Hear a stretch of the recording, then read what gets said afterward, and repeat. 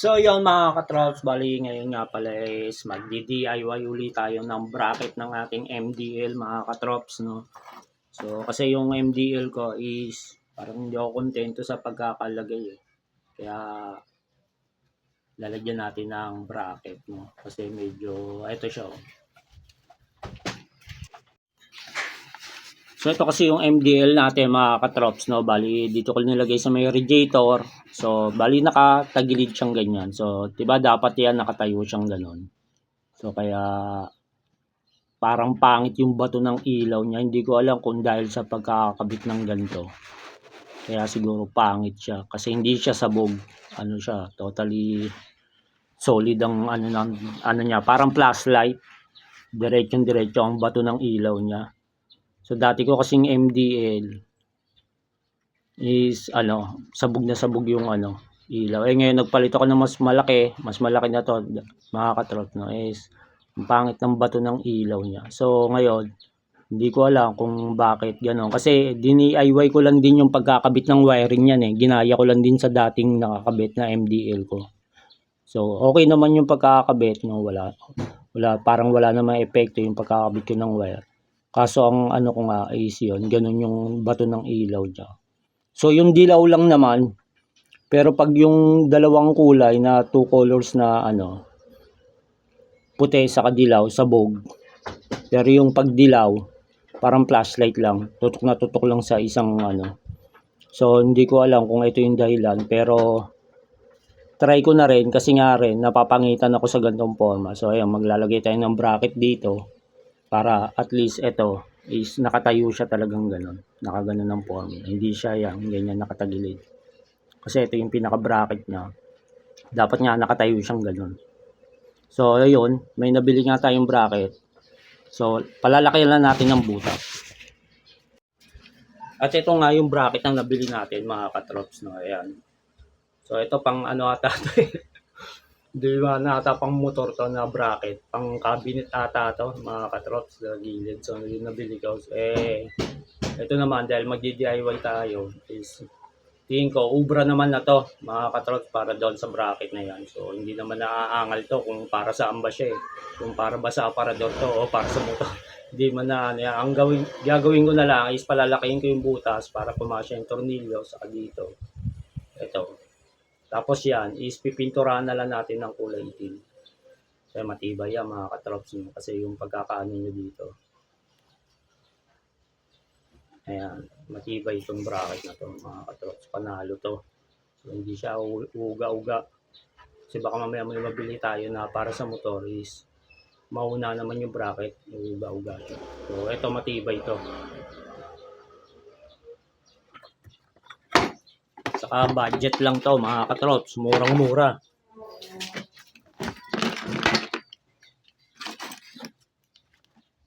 Ito yan nabili ko.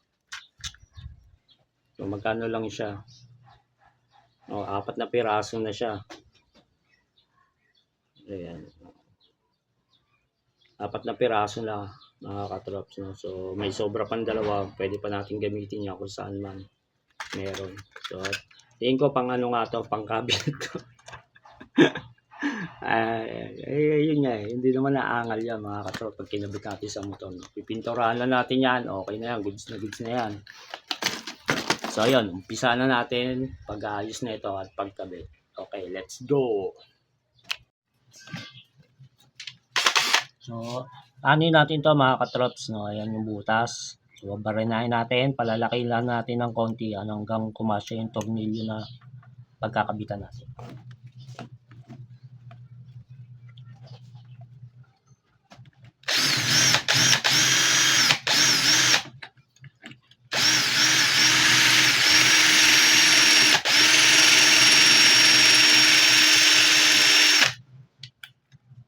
So yun mga katrops, bali nabutasan na nga natin. Ayan, kaso kasi nga maliit lang yung bala ng barena natin mga katrops.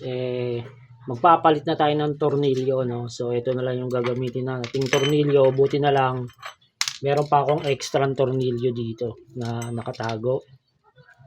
Sakto, 4 na piraso siya. Ayan, kaso yan, Local lang kasi to eh, kaya ayoko sana to. Kasi sure ako, kakalawangin yan, katagalan. Pero yan is pasamantagal natin. Pasamantala lang muna no, na gagamitin natin. Kasi yung dati kong tornilyo dyan is yung umbrella na tawag.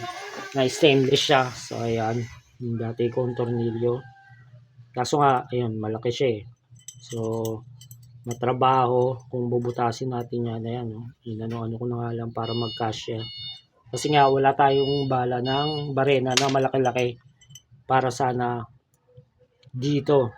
Kaya, ayun. Kaya, pasamantala, huwag muna natin gamitin yan. Ito na lang muna.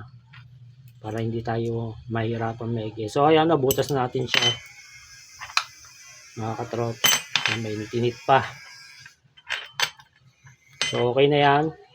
So, liliyahin natin ng bahagyaya mamaya para mapinturahan natin ng syempre enamel lang muna. No? Enamel na itim. Yan lang pong pintura natin dyan.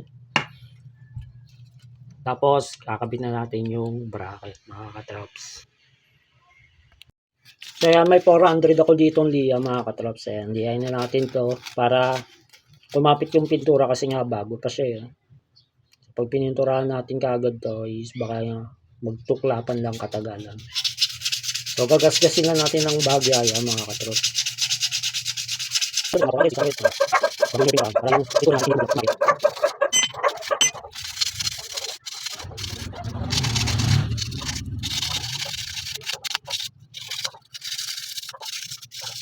So sa pagpintura naman mga katrops kasi ayun, hindi na natin siya i-sprayan dahil ano nga, enamel lang yung gagamitin natin at wala rin naman tayong brush.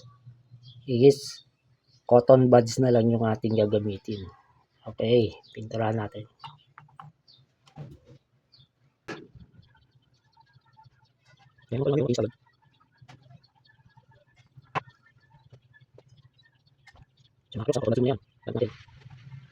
So yan mga katrops, bali pinapatuyo na natin yung ating bracket. Ayan. So maya lang, kabit na natin yan. So yan mga katrops, bali yung bracket nga natin is yan, tuyong-tuyo na siya mga katrops, no. Ayan, medyo ano lang yung pintura niya, parang may konting namuo.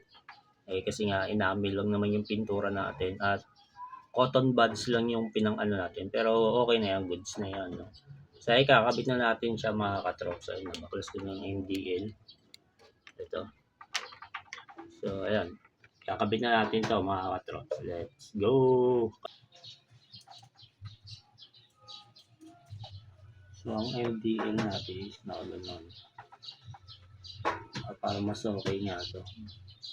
So, pababa na nga lang siguro mga katrops, no? Pag ganyan na lang yung angulo ng ano niya, ng bracket niya. Kasi pwede rin naman pag ganun pataas.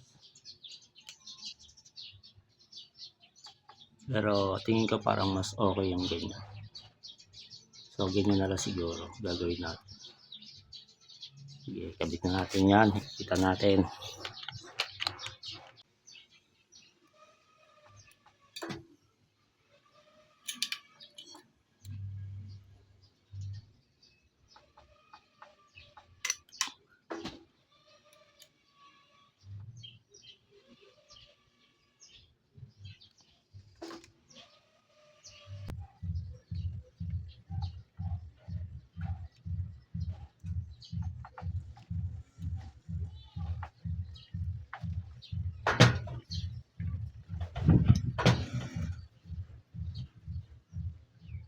So matagal ko na rin pinagtiyagaan yun na ano eh, yung dito siya nakakabit na naka ano siya, na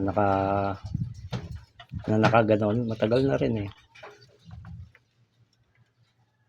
Ngayon lang ako sinipag na gawa ng bracket ko. Pero sobrang tagal ko na siyang gamit. May 1 taon na rin yata.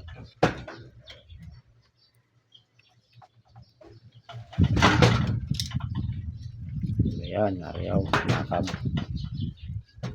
makakabagi ito sa kabila. So yan mga katrops, okay na. Nakabit na natin yung pangalawa. So all goods na yan. Ayan, tibay naman yung bracket mga katrops. Okay.